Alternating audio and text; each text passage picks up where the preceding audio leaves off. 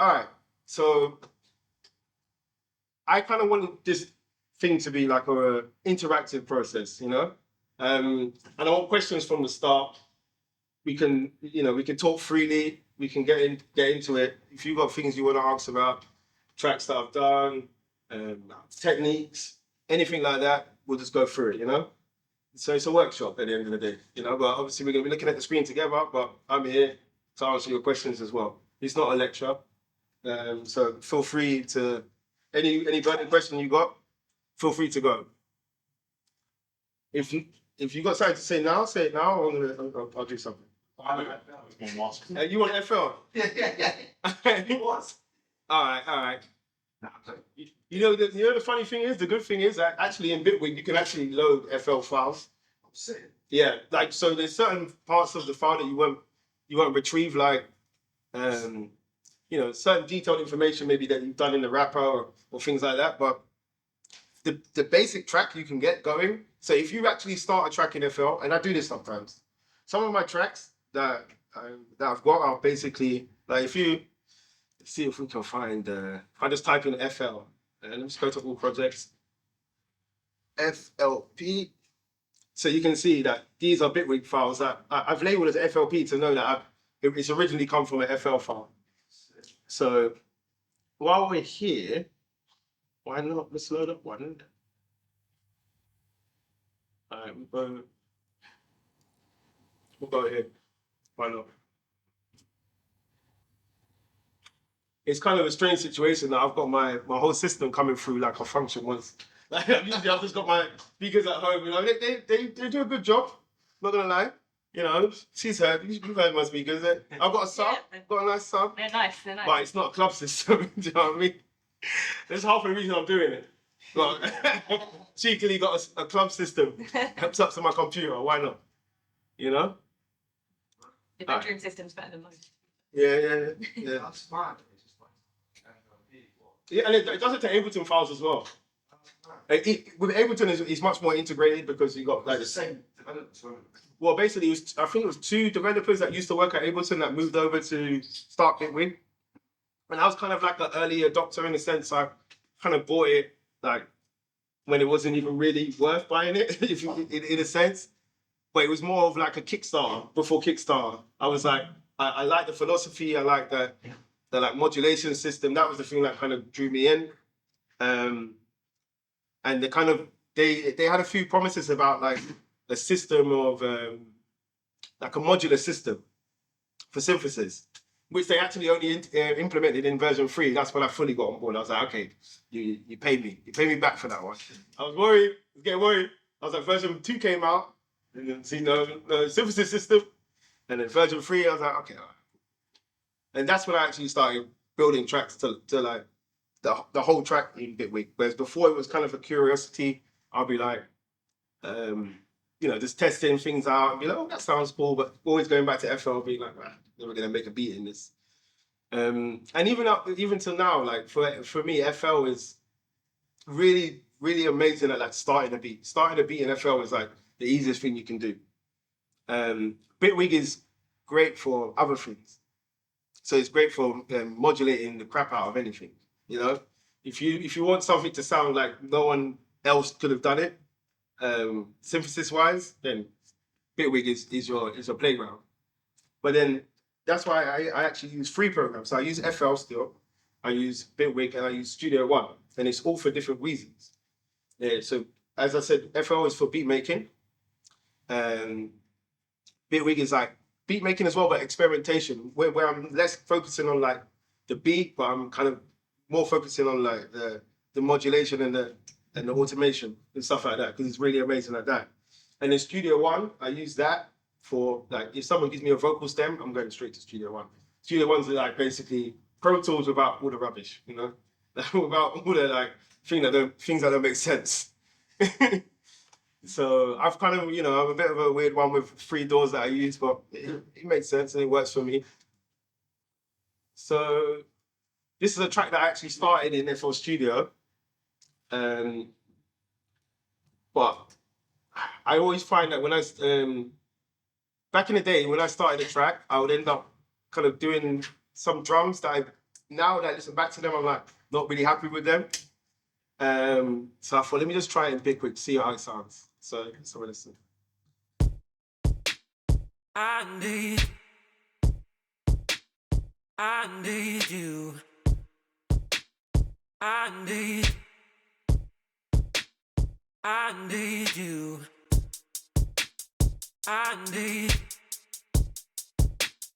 I need. Ooh. I need. I know you want. I need you. Anybody else but you. I need. I know you want. I need. Ooh. I need. I know you want. I need you. Anybody else but you. I need. I know you want. I need. Ooh. I need. I know you want. I need you.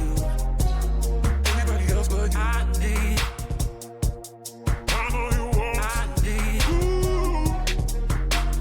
I need. I know you want. I need you. Anybody else but you. I need. I know you want. I need you. I don't want anybody else. No.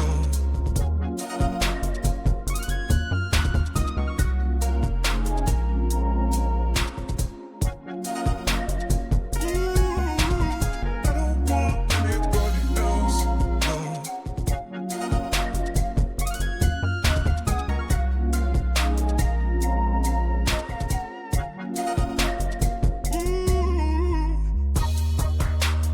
I need. I know you want. I need you. Anybody else but you. I need. I know you want. I need. I need. I know you want. I need you. Anybody else but you. I need. I know you want. I need. I need. I know you want. I need you. Anybody else but you. I need. I know you want. I need. I need. I know you want. I need you. Anybody else but you. I need. I know you want. I need you. I don't want anybody else. No.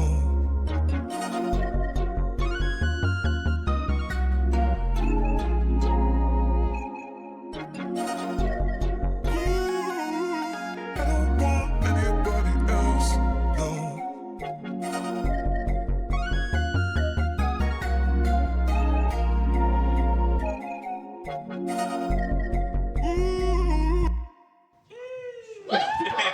Best guy. So, but you know what's funny? You know what's funny? Like I was called Silkie way before music, and the reason I'm called Silkie is like really terrible. It's like it's not fun. It's not like a good story or whatever. It was just because with my crew back in the day at school were like getting spliffy jackets. Remember spliffy? Yeah. If you're old enough, you know, yeah, spliffy jackets, and we all getting our name on the back, yeah. And at the time, everyone's name ended in an IE or Y. So I had a friend called Wiggy, Woody, all these tiny, and I was like, I'm Silkie. I was 13, you know. It just stopped. So yeah, it just stuck, and it was weird because everyone called me Silkie. My brother calls me Silkie. You know, except for my mom. My mom was not having that at all. Like she used to cuss people that used to come to the door and say, "Oh, it's Silkie there." Like, what? You don't know my son's name? Like, your access denied. So anyone ever have any questions about this track in particular? That I can break it down. Take you, like, how long does it take you from start to finish in a rough sense? So the funny thing is, because this track actually, I started it in another door. I started in FL Studio, and I started it maybe in 2015.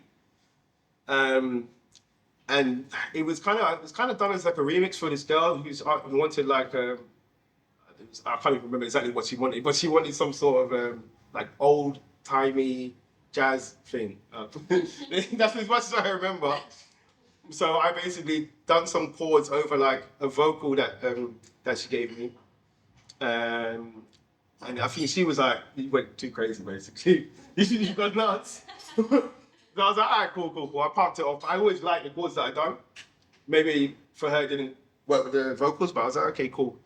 But then when I got Bitwig, I was like, tried to import some of the old files that I got, because when they had the feature to actually import FL Studio files is quite new. So it's in the last year, basically. So at that point, when I actually got it into Bitwig, it was pretty bare bones, and it wasn't. I could play the first one probably that I actually imported into Bitwig, but yeah, it doesn't sound like this, and you know, it's quite different. But I was basically using the chords from it, and the bass line and stuff. Some of the bass line was there, but I've changed the bass line sound, but a lot of the actual melody of the bass and the melody of most of the things was there, and I just basically made it into a track. So it's really difficult to say how long tracks make, because I make them over kind of an extended period of time, and some tracks get made in I would say the shortest that ever can really get made for me, like start to finish, is a week, because I need some time away from it. I can't just knock out a track, especially because I'm doing like mixing, mastering, and basically all the jobs that back in the day was separate people. Back in like the 70s and the 60s, you would have a arranger, a producer, someone that works with the drum machines. These are all separate jobs. I mean, with the advent of computers, this has all become one thing. You're a mixer, you're a master, you're an engineer, you're everything basically. So it takes me, I would say, just an indefinite amount of time usually.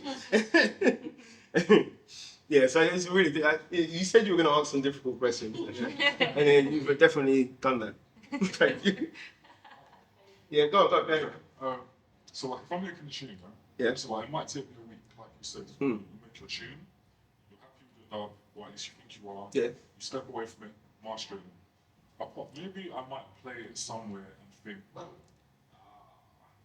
this bit after, so I might go back and fix something. Yeah. But I don't change things. Whereas it sounds super stalkerish now, but I listen to a lot of Silkie. Yeah. Like if I'm going to gym, I'll play Silkie. If I bought a lot of the tunes, pre-rolled in Panorama, I had the vinyl shop to my house. I'm a fan. Yeah. What I noticed is that you will have quite for example, this tune. Yeah. I like this tune, but this is not the first one of this I've heard. Yeah. So is it a thing where you I don't know, Jakes? Yeah, of course. Jakes will have 2 steps back 10 times. Yeah. Is it a thing where you will? I love Jakes. Yeah. Is it a thing where you will play versions, or is it I don't like this, I'm gonna go and add? So what happens is I basically get usually excited. So I'm like, okay, I'm making a track. I usually get to a certain point, and I'll use sometimes a rave as like a studio of being able to tune it up and be like, okay, the bass didn't really hit where I wanted, or maybe the hi-hats were go a little bit crazy in the club. So sometimes I'll go back in that sense, but I might add an extra element, because for me the final one, for most people, they wouldn't hear the ones that you're hearing, but because you're tuned in, you're hearing all the versions basically. You're hearing the first one that got played on radio to the end. Yeah. But for most people, that's not their experience. Their experience is they hear the final one. You know what I mean? Okay. And but I don't mind. I'm confident enough in what I'm doing to know that if I'm changing it for a good reason. It's not like I'm regressing it because I do have that fear sometimes of am I messing up the track? But I spend enough time with the track to know if I am, and I will always check back with the original one to be have I actually improved it? Am I just cluttering it? I'm just going crazy because I can. You know what I mean? But would you keep them, and then say you're in a mood, you wake up and you're not in a mood, and would you play this tune but a version back, or are you trying to get to a... Yeah, I'm never. The only reason I'm playing the version back is because it was a mistake. Okay. Yeah, I'm always pissed when that happens, because a lot of the time it's the actual mix that will be bothering me more than anything else. Because once I've got to a certain stage in the track, I'm really now focused on the mix.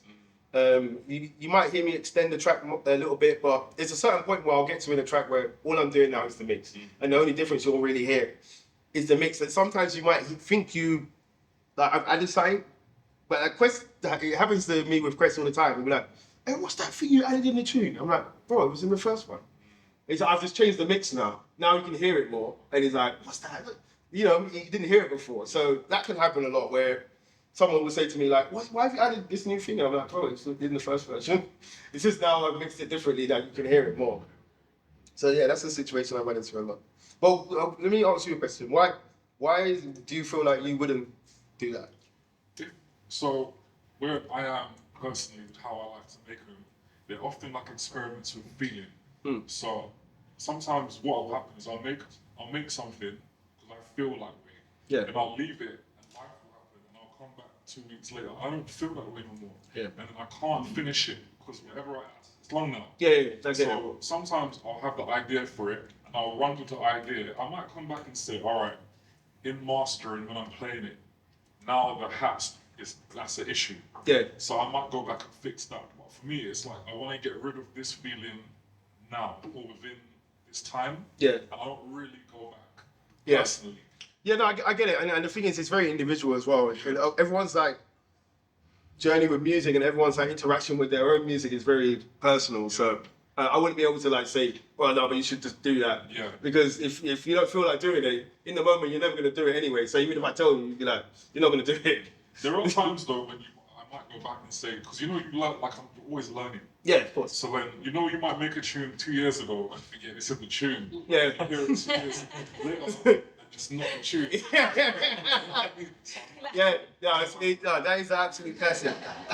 But you know, sometimes I don't do it by purpose, but I might get to a point in a tune where I physically can't get to the end of the tune. I can't finish it, and maybe it's because I don't have the tools at the moment to finish it, or I don't have the inspiration at the moment to finish it.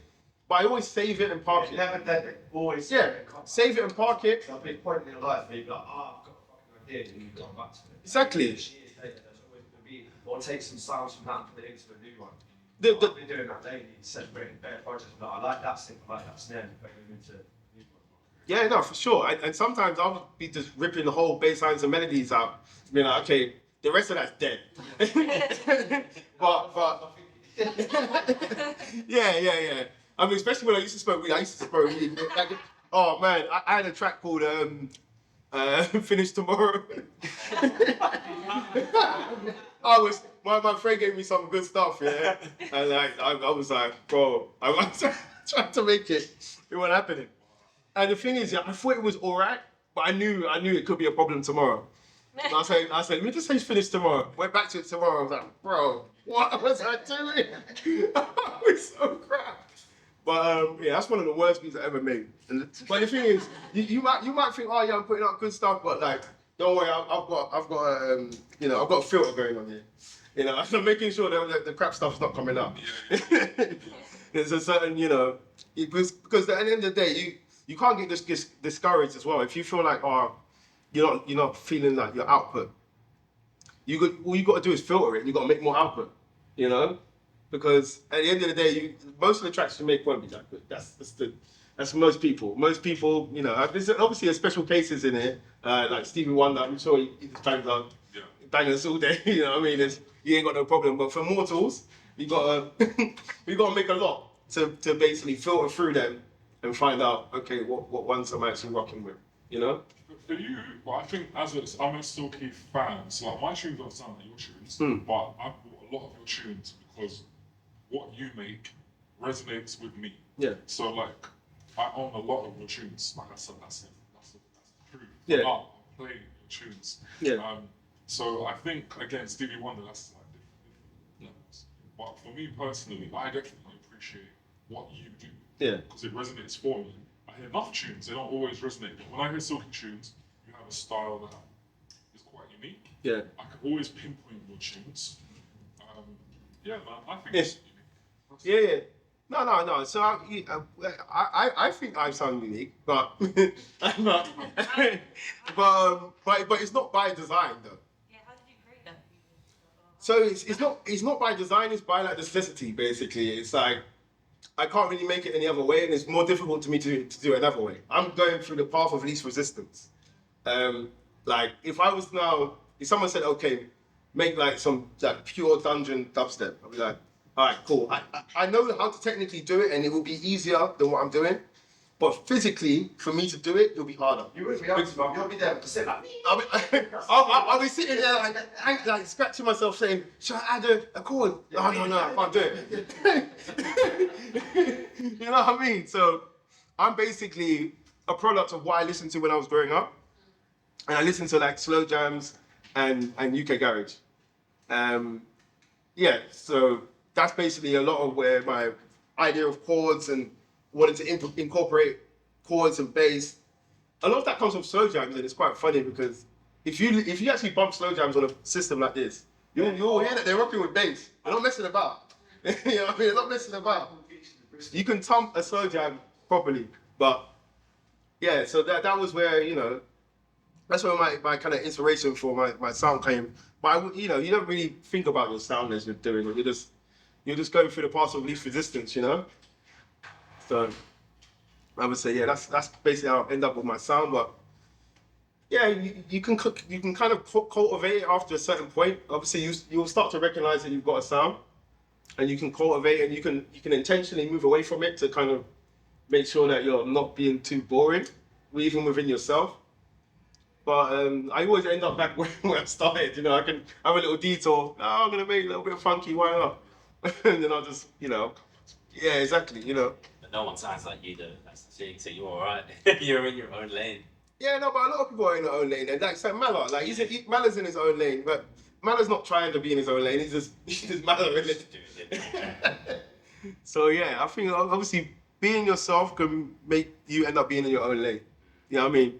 I think most people that end up with a unique sound, like that I've known, have not intentionally done it. You know? Personalities go for their music, really. They're not trying to. That's just them as a person. I think you would have to work harder to make your sound not unique. To basically say, okay, well, I'm trying to copy that person's beats. Because that's more effort than just being like, what do I make?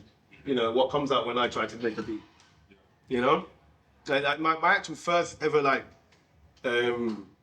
beat that I ever tried to make was Dilemma. And every musician basically goes through this kind of journey of you try to imitate because that's all you can do. You know, it's like you can't come up with original stuff if you've not heard anything. You know what I mean? You've got to hear something first. And then I'm like, I need to make the drum beat to Dilemma. Yeah? I was like, I'll do that, yeah? One was, you know, I don't know how old you are. I used to listen to Johnny Cash on the radio. Yeah. And he used to come with 100 versions. But his bass lines, you know the bass line to Carol? Yeah. On the radio as a child or as a teenager, my mind was. So I used to try and make it on the PlayStation, couldn't do it. And it just kept going and going. Yeah. Fun. You're chasing it, you know? It's like, oh, how'd you get that sound? And then you get that sound, and then you're like, okay, I've done that. Now, what's my sound, you know? Yeah. You know, that's the next step. Anyone else got any other questions? Drum sounds. Drum sounds. Should we have a gander at the drums? Yeah, solo. Yeah, so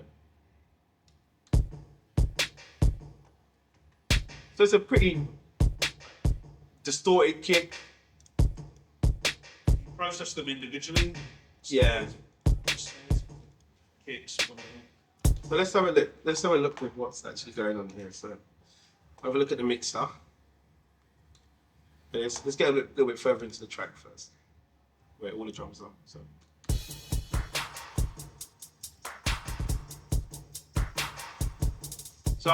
as you can see, there's a lot of things doing a snare. When a snare happens, it's got a lot of friends.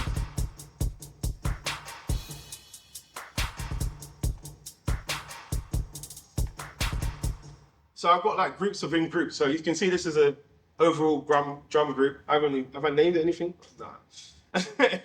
This is not for presentation. This is like, I know what it is. I know what it does. Exactly. So I've got my overall drum group. Let's see what's actually on this group.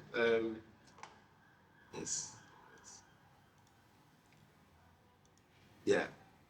So on the main group, we got got a little smart comp.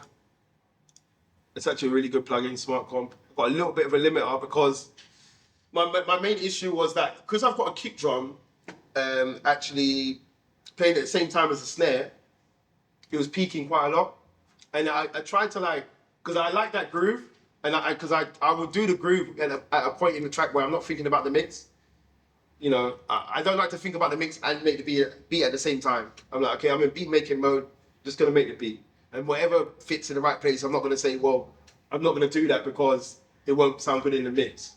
I'm like, no, make the beat how best the beat can be made. And then I'm like, okay, now I'm doing surgery on the beat. You know, when I'm in the mix mode, because I'm like, well, okay, well, I've got the kick and the snare at the same time. They've both got a peak that I need to kind of tame. And I've done various different things to try and deal with it. I think half of this, you see how this is like extremely intense? Because I'm like delving deep into like making sure this kick, yeah, what did I do? See, I've got the transient control. Let's see, play it.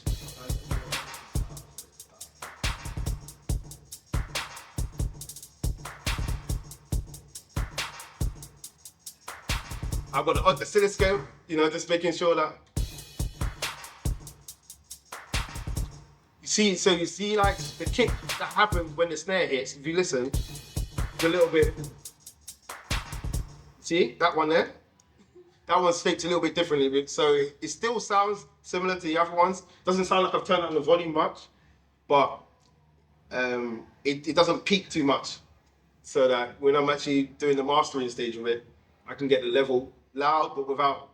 I really hate squashing the mix really, you know, a lot. I'm against this loudness kind of war. Obviously, I dabble in it a little bit. You know, we're all a bit suckers in it. It's like Instagram.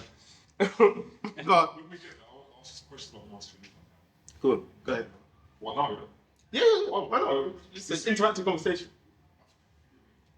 No, you like he's got good questions, right? Yeah, man. Go ahead, bro. What is still shut up? Right, it's a workshop, man. You might have some risk.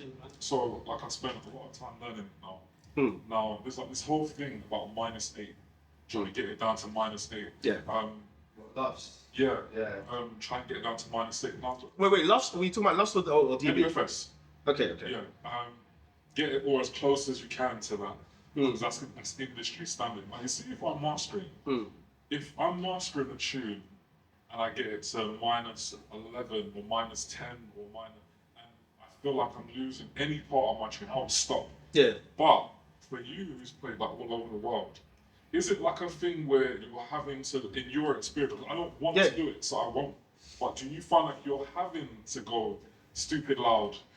The best kind of thing that I can tell you is that like, so a lot of Manners tracks that I have is like the unmastered one that he would have sent me, because back in the day especially, like Mallow wouldn't master his tracks at all. Like he wouldn't limit them at all because he would always be getting dumplings. Yeah. You know, because so I would always get like a really just the one straight from the computer, no limiter, no nothing. Yeah. So I've still got those versions. I haven't re-asked him for like the limited version and the mastered version. I'm still working with this one. And it's actually funny because some of my tracks that I play on Mallow is like it's a different version. But it's not because I'm trying to be special, it's just that I'm just lazy. I can't go to ask him again for the track. So, yeah, no, I lost my train of thought. What was we saying? You say, like, do you feel I refute right now and do it. Okay. I refuse to make my tune loud for the Yeah, no, so the whole point of me bringing up Mallow is because, like, his tracks are totally unmixed, not unmixed, they're unmastered. Yeah. And I'll just bang them up in the mix, like, when I'm mixing the track. So that kind of shows, and the crowd doesn't go, oh, what's Mallow doing here? He hasn't done it, he hasn't mastered. What's he doing? You know, so that's the proof of the pudding of, like, you know, as long as you get the level back up to like where the other tracks are, that dynamic range will, you know, I try to keep as much dynamic range as I can. And obviously, you know, you get influenced by other tracks that are really loud, and you'll be like, oh, maybe I should make it a little bit louder. But I try to stay well. If I see hitting 8, I'm saying nah. I'm trying to be at least like 10, 9, 9.5, like -9.5, love. Yeah. Okay, 8 is hardcore for me, man. You can't, in my experience with my tunes, I can't make it that loud without compromising my dub. So what I need to know more about what the type of music you're making. It's 140. No, but I'm saying like the sonic profile, because that will change how much you can I don't know. push it. Like, is it more like subby? Is it more? Sub, chords, drums. Yeah. But it's not like, what do they call So what do you find that the thing that breaks up the most when you're doing that? Is it like the snare? Is it the bass? So I like melody to be around. So like if I've got my tune player and I've got a melody in there, I like it to flow, like Yeah. sort of panning.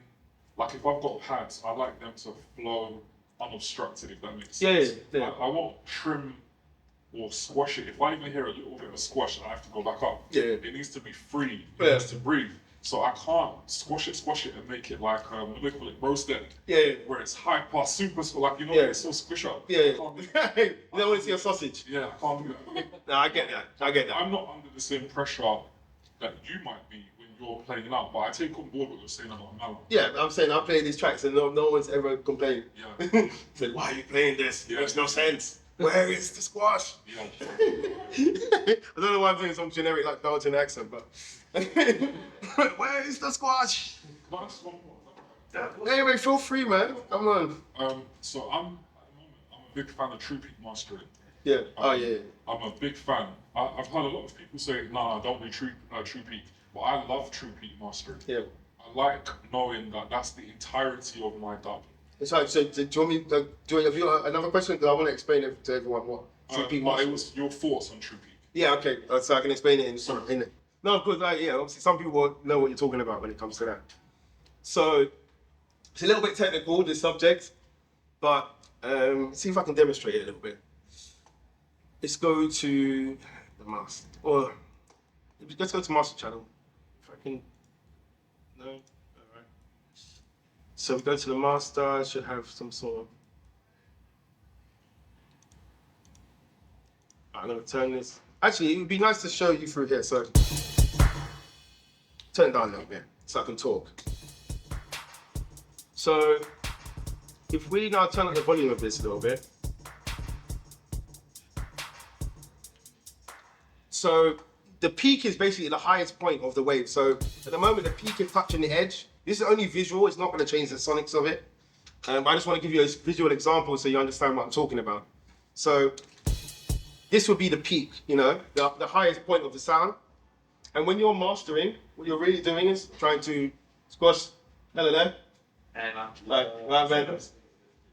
So when you're mastering, you're basically trying to squash the peaks down a little bit so that you can get the overall signal a little bit louder, because sometimes the peak will be quite wild, where it'll be so short that you wouldn't actually hear it, but it will affect the fact that you won't be able to squish it down that much. So the true peak is basically in between two samples. So a sample would be basically the way digital audio is represented is like every little point here is just it's just a single dot. So even though we got a line that kind of, if you see, look at this, it's a line. We zoom in.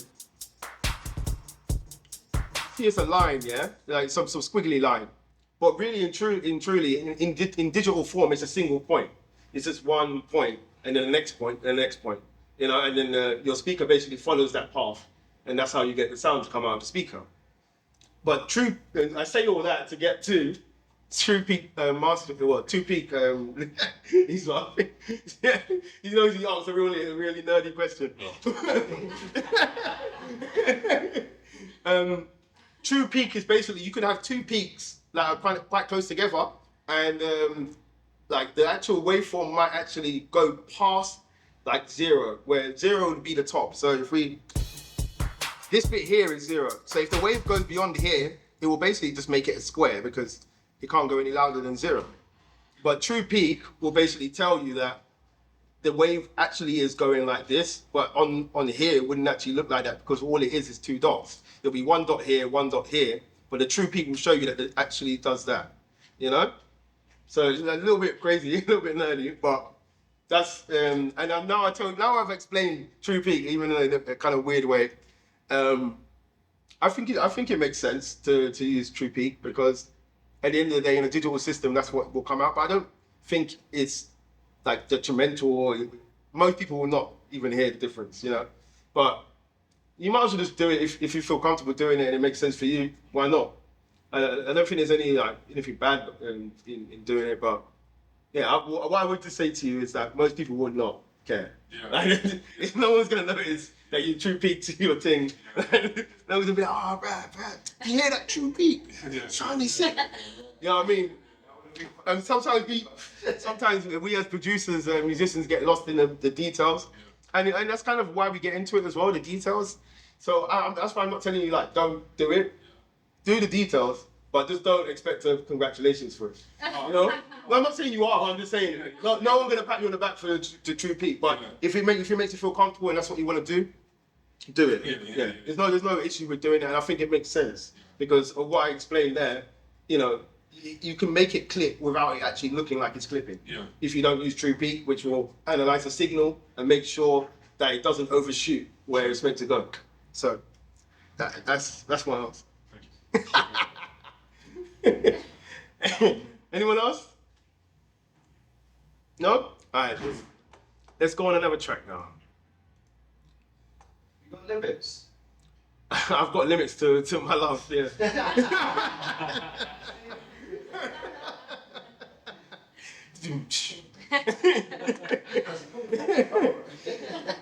You know what you're trying to do? You're trying to get me to bring out Fury, innit? No. I don't lie, bro. You know when I make limits. You know when I make limits. No, get it in there still. How am I getting it in there? My question for limits is Okay, go. the arrangement side. Like, Yeah. So did you start with piano and arrange everything else after it, or did you start with drum group kind of thing? All right, well, the thing is that I made that so long ago that I need a refresher, you know? You can't even remember. I need a refresher course on my track, bro. Come on, you can't go asking those in-depth questions about a track that's like even over 7 years old. Yeah. You want me to just be like, yeah, so I was kind of chilling when I made it, and like, I felt this vibe come over me. Nah, it's not what happened. I was in my boxes probably. Alright, so let's start. I think typically, how do you start a beat though? Because you know some people are like strictly like, I'm gonna start on drums like that, and some people only start, and then there's others who I can only speak to distance. He's like, nah, he's thinking about guitar riffs, and he's making. Yeah, he'll make a bass like. Yeah, that's how he. Yeah, Koki would do that as well. Yeah. It depends. I mean, it depends. Like usually, so there's a few different ways it can happen. It can happen because I basically, let me load it up. It can happen in a way that I've got a new instrument that I kind of want to mess around with. That I'm like. So it could be anything. Yeah, it could be just like the inspiration of I've got this new synth, or I've got a new technique I've learned, and I'm like, okay, I want to implement that, and I might mess around with that first before making any of the track. Mm-hmm. And in that moment of messing around and like playing on the keyboard while I'm doing it, I'll be like, okay, I've got something there, you know. Then I'll start. A lot of the times I start with the drums because I like drums, so I'll mess with drums. I sometimes find it a little bit hard to kind of. If I do like a really involved like chord sequence, I find it hard to get the drums to fit with it after if I've gone that in depth on it, I'm like, I've got a whole vibe going, and now I'm like playing catch up. I'm like almost remixing my own song. It's like, I'll hear the exact opposite thing more times than not. The opposite. It's just people like writing drums, and then they can't figure out they love the groove. And I felt that way as well, where I am with my music. I haven't even made a tune, I'm just playing with sound design and stuff. Oh yeah, speak up. Speak your mind, man. I've got so many drum producers I love, and I just can't hit any drum. I'll say the drums are sick. Yeah. Anytime I try to groove on it, basically. That's the thing. That's the most common way I hit personally with all the tunes I receive. I always start with drums usually, or I'll start maybe a melody and then bring it in. So it changes each tune. Yeah. So I would say I don't have like a particular pattern. I would say most times I start with the drums. Start with loops. What we try to make is really start with the loop. Yeah. And then stretch it out and do bits. Yeah. But I think that he's more talking about like what element you start with. Obviously, I always start with a loop. Like I've never start with an orchestra. Like get it done. Yeah. So I always start with a loop. I've seen people do it. They'll start with a whole like fucking lead line and build. What? One thing that I also don't really do is like when it comes to arrangements, I don't really like like do an intro, like because the way like Cimm, I worked with Cimm before, and like he will like do a whole. intro. He would do a whole intro like without no drop. I'm like, what? How do you interpret the intro? I don't know what's gonna happen next. He's got an intro already going. It's like, I'm like, okay, what happens? He doesn't know. Like what? I could never do it like that. So I'm making the meat and potatoes of the track, and then I'm finding out ways to get to that point. Or like I'll like work it in one channel, like so in one like pattern, like the whole song basically, all of this one pattern. There's loads of different layers. Yeah, then you start stressing. And then I start to then I'm like, okay, I've got the pinnacle, I've got like the moment, but how am I gonna arrive there? You know, and I start making paths to get there. You know. So let me see if I can get limits to actually load up. You know, this is like. Last time you. Well, when I exported it, no, it's not the same computer, but you know. I don't know if you guys would do this, but sometimes when I'm making a track, I'll like come with the drum. I always do melody first, it's my favourite. But then I'll often mute what I've done, keep the same obviously tempo, maybe make it like half time, and then write something else. Just listen to the tip, and then see how they sound together. Because sometimes I feel like you hear a melody, you hear a drum beat, you can have to fit into that genre. Whereas sometimes I'll sort of do one, mute the other one, do another one, and put them together. This is sick. This is just, you put them together, but it melds in a really nice way. Well, when you say Yeah, I don't know if you guys do it. so, But- something similar that I might do is like I will like just get a vocal like you know it's a random vocal could be, and I'll write like a chord like to that vocal, and then just discard the vocal. Yeah. You know, it's like give me a bit of inspiration. Okay, I've got my usefulness out of it now, because sometimes you're kind of stuck for inspiration in that moment. It's like your vocal will usually get you going somewhere. You know what I mean? Yeah. Once you hear a vocal, it's like okay, well, I'm gonna do this. I'm gonna do something. You know what I mean? Yeah. So I do use it as like a tool sometimes, and sometimes you got to kind of do that. What we were talking about, like just flipping stuff and you know, kind of sampling yourself in a way, and just messing around. Because if you've been making music for a long enough time, you need to, you know, it's like a relationship. You need to, you know, you need to keep that stuff burning. Yeah, exactly. I don't try something new. I don't know try that works in a relationship. Try something new. Advice: try something new. I'm gonna find it difficult from where I am to actually see what I'm doing here. So I might need see some people's help. I do have a question as well. Go ahead. But I don't know if it depends on the genre of music you're making. Yeah. Obviously, very, like you have different, you got your samples, you know, James Blake, you definitely do it in places and don't do it in others. But how do you feel about panning?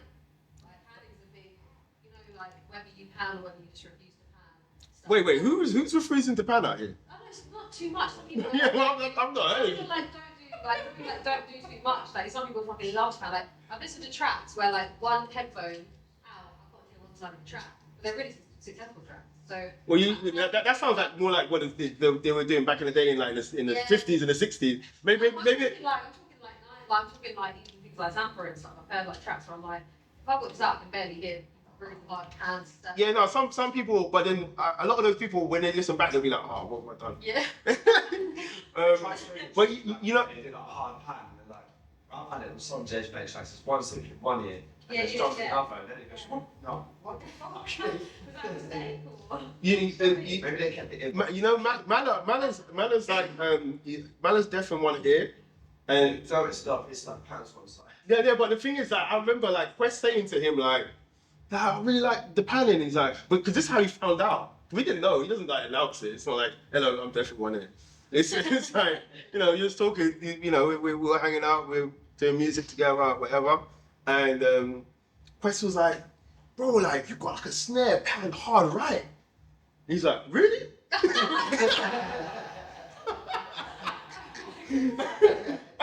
He's like, "Well, you can't tell." He's like, "No, I'm different way." Oh, snap. Okay, I get it now. Well, yeah, no. Them snare. You know Tyler Creator? He's got that track.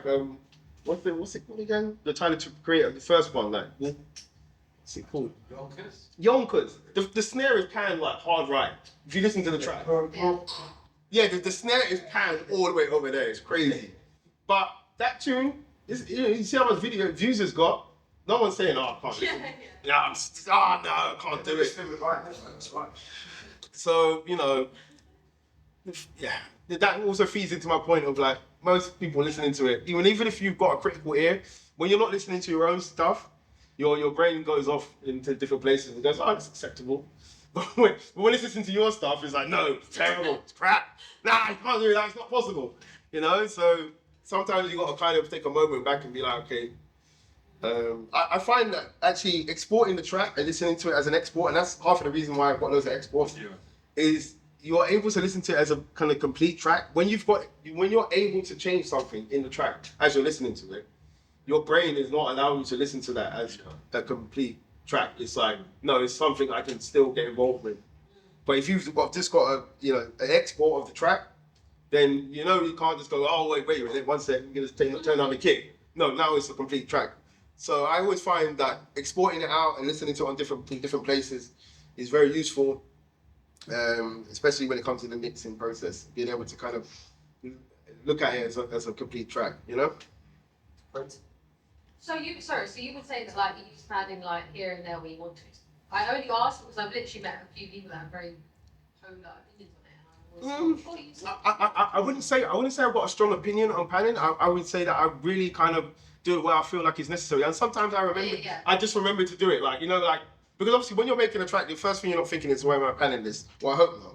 Let's just make tracks. When you lay down a melody, like, hey, man, I've got to pan this right now. But not panning, it's not going to work. But sometimes my panning will be like, of necessity, I've got like two melodies in a kind of similar, frequency range that would kind of mask if they were totally on top of each other.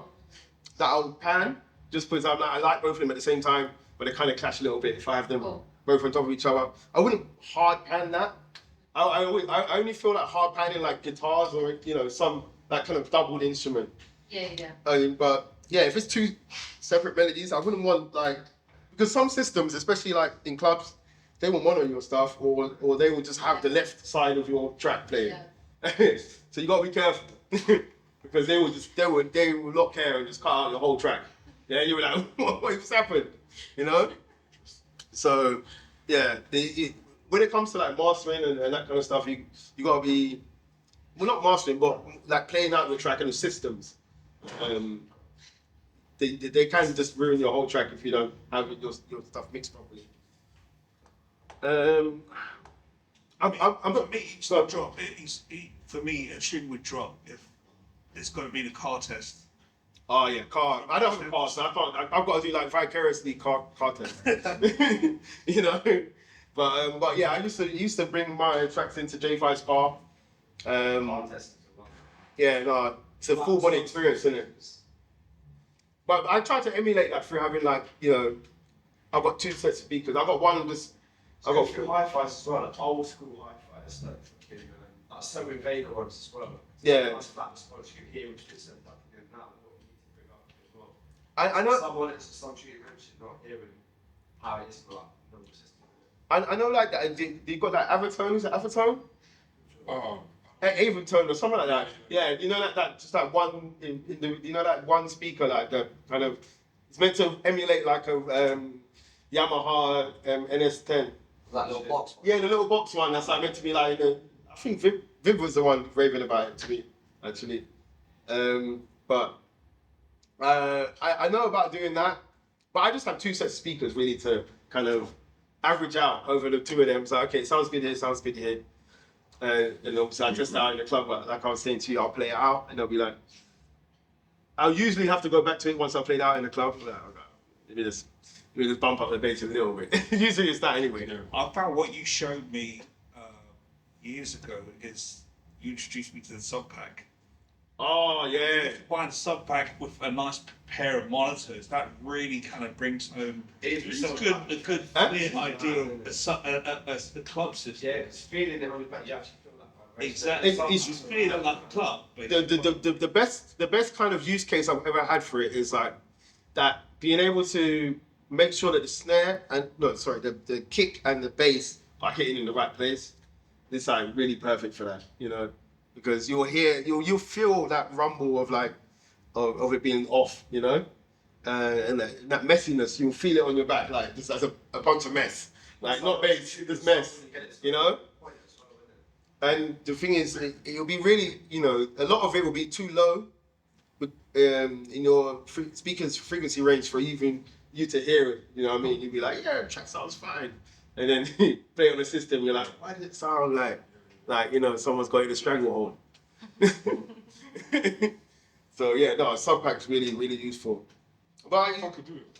Huh? I don't know if I could do it. Like, because the way I understand it, you're wearing this thing in it. No, that's not wearing it. Oh, okay. Wait, you think I'm Iron Man? I did just walking around my studio like that. But that's what I'm It's not. They have a wearable one, but I'm not. It's not one. I thought it was... No, you can strap it to your chair. So Okay. So I can't be wearing this in others or whatever. sorry. But like, see, There's some new stuff coming as well. Some new haptics stuff. I've got a few versions. One, what would you take out on that? Yeah, they've always had. Well, since I've had a sub pack. They've always had like two, like the wearable one, which I didn't really find that much use for. Like I'm. I don't know. I'm not really that guy to be just rolling with a backpack of nothing on my back. I don't know. It's a bit weird. But like the one on the chair, that's proper useful. You know, and for me, I wouldn't want to have it on all the time, even though it's fun. It's fun to wear it. Like it's a party trick. You know, like all right, you know, I've got the sub pack. You want to feel it? Oh, it's amazing. Yeah, but there's actually a good technical use, and that use case is that it's not to judge bass levels because. Unless you tune it, well, not tune it, but unless you get the volume exactly right, it'll be hard to tell whether you've got the bass too loud or not because you're just going to be feeling rumble on your back. yeah. But to just be able to tune your kick to your bass is invaluable when it comes to that stuff. You know, so I would usually use that at the end of a process and be like, okay, how is it dealing with it? And you always have some sort of rumble because you can't get it perfect. Like unless you've literally just got like a kick tuned to C and a bass line tuned to C, and then at that point, they're just one thing anyway. You know what I mean? So your kick is supposed to be different. It's got a pitch envelope that changes over time, and it's not going to fit exactly with your sub. So you can't get the perfect, and that's why people end up using like, what do you call it, sidechain. But I'm sidechain. No, I'm just saying I'm sidechain. I'm not totally. I've sidechained certain things, but I always want to sidechain it. Unless if I'm sidechaining it for a purpose and I want that sound, that's fine. But if I'm sidechaining it for like a mix, you know, to be able to like for the mix to be clear, I'll do it like just in a really as much as I need to do. Like I won't go any further than that because sometimes I'll listen to people's stuff and I'll be like. You really do sidechain the F out of this, and it wasn't for like a stylistic. It wasn't for a stylistic thing because I can tell the difference between a stylistic sidechain and one where you're just doing it because you think, oh, I need to sidechain the kick to the bass. It was like, yeah, you've got loads of kick there, but like, where's the bass gone? You know? I sidechain frequency more than volume. I think. You got to be careful with that. Why? Because it will change the phase. So, help me with that. So, all right. I don't do too much, but I will do certain things. So like, one bassline and kick. You got a lot of chords and stuff and melodies in yours. I make it hard for myself to mix down tracks. Is it? That's why I say I've got the moment where I'm making the track and I've got the moment where I'm mixing the track and I keep them separate. But carry on. It's always something that I think about because I have like chords and stuff in mind. And I always want it to have its own space. So I will sidechain frequency more than volume. But then sometimes I often hear about phase, but because, you know, like for you, you're up here, you would have had more experience of, that could be a phase issue than what I, in my opinion, have had. Yeah. I don't really know it's too tough if I'm messing up something. For you, what do you think is coming to phase? So like, what I would say is if you can't hear it, then it's not a problem. Yeah. You know? So I try to stay away from it. And sometimes that's a little bit of a bias of mine because I know that it messes with the phase. But this is where we get into the details and what the general public can hear. Yeah. You know, because really and truly, it will mess up the phase, it will. But who's to say that messing up with the phase is a big issue? You know? It all depends on how long the kick is as well. Because if you've got a really short kick, mess up the phase of that, it doesn't really matter too much when it comes. But it's like when you're trying to blend elements together, that's the longer the sound lasts for, the more the phase is important, because you know the more time it's got to interact with the other sound. So if you've got a really short sound, you don't have to worry too much about the pitch of it. You know, that's why like if you've got a really short snare, then you're not really gonna you're not gonna discern the pitch. But if you've got like a really long like snare, then you're gonna be hearing like, okay, there's a pitch to it. So I would say it really depends on the source material, but you know, go with whatever sounds good. I wouldn't advise you against it.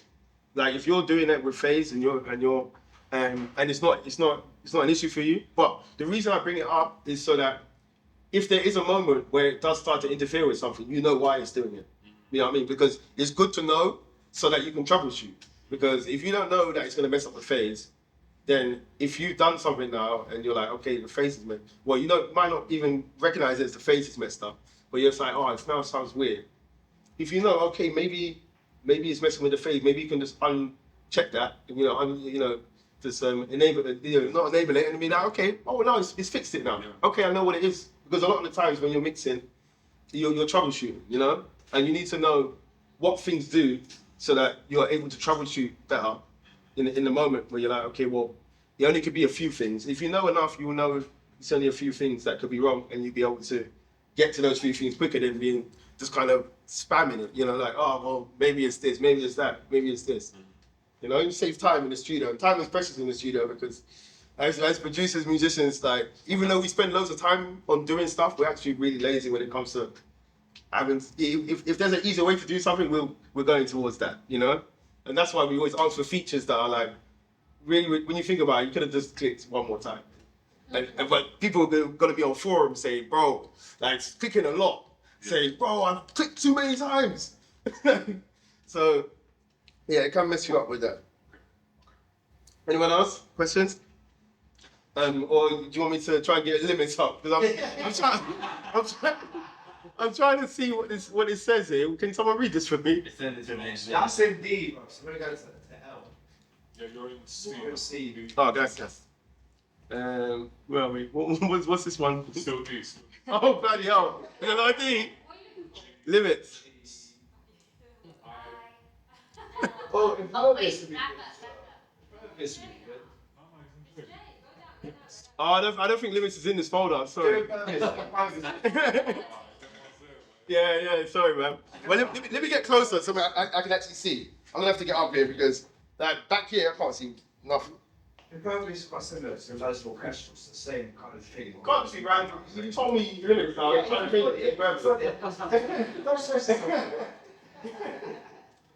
It's probably made in 12, isn't it? No, I think it was in 11. Mate, these folders are like not for public. When you're trying to open Not for public consumption. Secret tunes, secret folders. Exclusive stuff. Oh shit, I've seen Diary at the top there as well. Yeah, that's Sonic Dream. Yeah. Some of them weren't open. We should probably keep it to like nowadays. Yeah. Purpose Science, I was meant to see Purpose. Oh yeah. I made that in Studio One. We're gonna have to slide between doors. We're gonna door fly. Well, there should be a Windows magnifying tool there so you can blow things up on the screen. I think I've got it, but yeah. I wasn't meant to be in FL Studio until I had my thing magnetized, magnified, sorry, and then Sepia over there tells me, hey bro, I want to see limits. So I'm gonna have to come out of this now. I haven't prepared for this. Yeah? So you can call me for a private session. I'll show you what I've done with limits, alright? Alright, we're going back. Does anyone still use Logic? Yeah, of course. You kind of like it died. Has anyone seen Logic? Is he dead?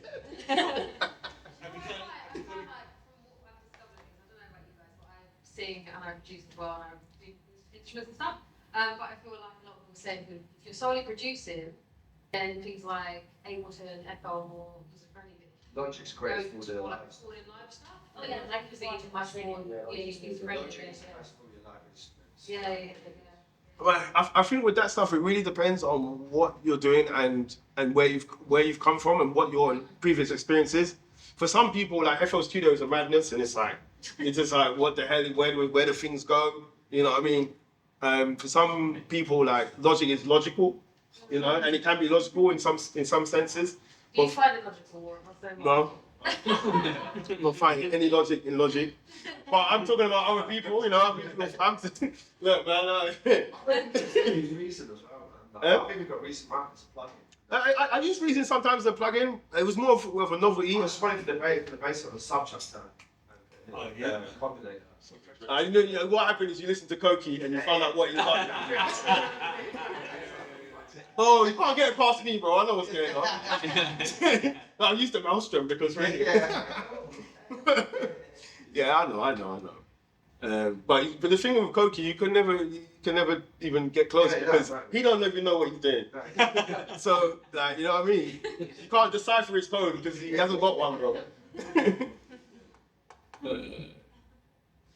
Actually, look, we got like a not too long left, but I'm going to. Run a shooter.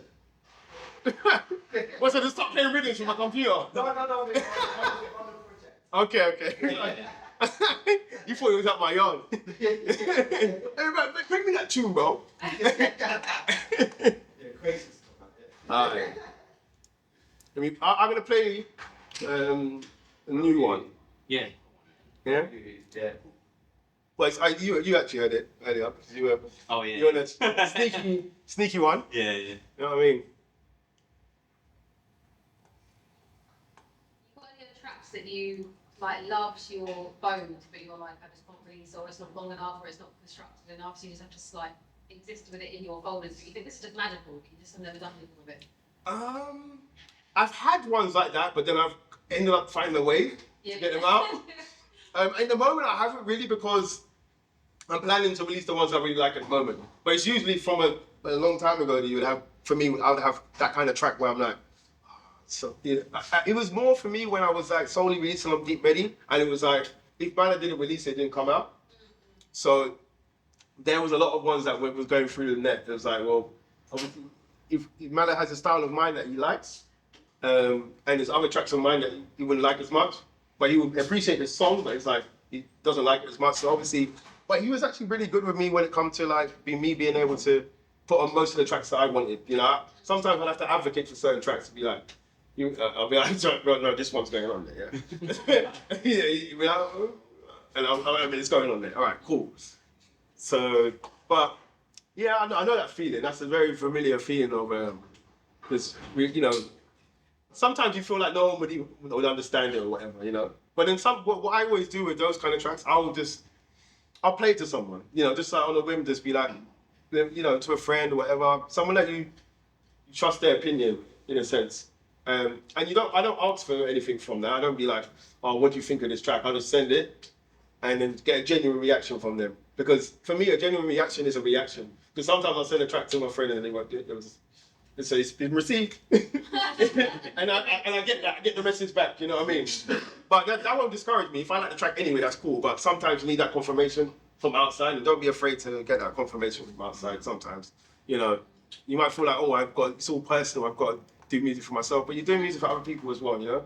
And if they're your friend and you trust their opinion, then sometimes my friends have convinced me to finish tracks that I've ended up falling in love with in the end. Where it's like, at first I was like, yeah, it's all right. It's like, nah, bro, we've got to finish this. I'm going to sit with you till you finish it. All right, cool. Good friend. Yeah, good friends. All right, let's see. We're going to end up with this one. Make this full screen. Move this You've away. never been inclined to make any like tear out kind of stuff. These are the ones that stay. Yeah, I could play you some, but no, not really. But I would do it, and then I'll just put chords on it at some point. Like there's a track on Panorama that's strong and stable. Yeah. That's basically tear out, and then I'll just go, okay, well, no, I'm going chordy, you know. So it just happens. I can't stop it. I'm not even trying to do something.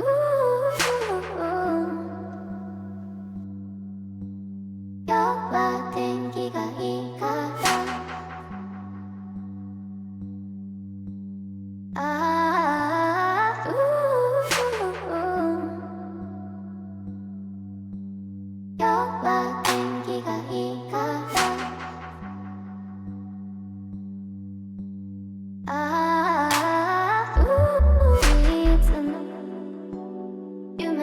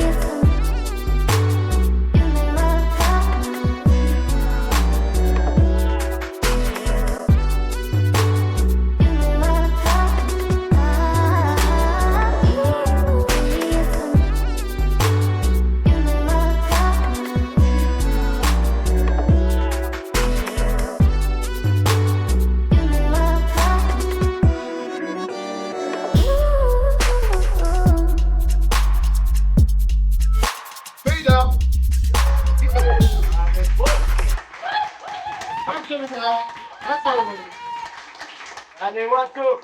Respect, respect. Hey, now, thanks everyone for coming down. It's been amazing. I enjoyed the questions. This guy was asking some good questions. You made me talk about. This brother was making me talk about true peak limiting madness. Yeah, I'm like, I need to do like a little pre-course for everyone. Okay, but that's cool. That was good, man. So yeah, I enjoyed it. But now we got everyone here. We got the girl like Tessa. Look, she's not only a DJ, but she's been helping me immensely with this whole project. So I've got to thank her a lot, and she's gonna bust it up. So let's get that going. Oh, no, yeah, you can off, yeah? Hey, so why not? You lot are here. We're gonna start moving these chairs. Yeah, We're we're gonna- moving things around. Yeah, look, the dance floor is here at the moment. So Stop moving stand around, there. Get some drinks. Yeah. Don't worry. We're gonna move a little thing, but start getting your boogie on.